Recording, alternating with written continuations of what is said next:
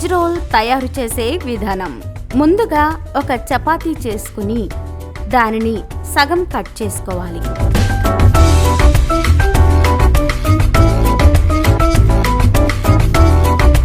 ముందుగా చేసి పెట్టుకున్న క్యాబేజీ కర్రీ చపాతీలు పెట్టుకోవాలి.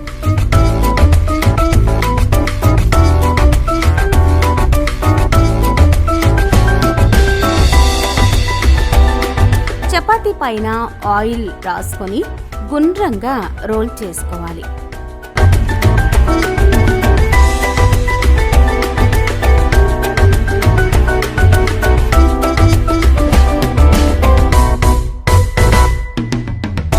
ఒక ప్యాన్లో ఫ్రైకి సరిపడా ఆయిల్ తీసుకుని అందులో చేసి పెట్టుకున్న రోల్ని ఫ్రై చేసుకోవాలి.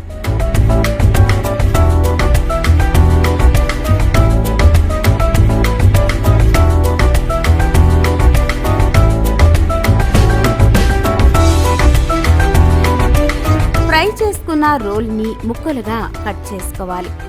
ఒక ప్లేట్లో తీసుకుని అందులో సర్వ్ చేసుకోండి. చూసారు కదా, ఎంత యమ్మీగా ఉందో రుచికరమైన వెజ్ రోల్ రెడీ.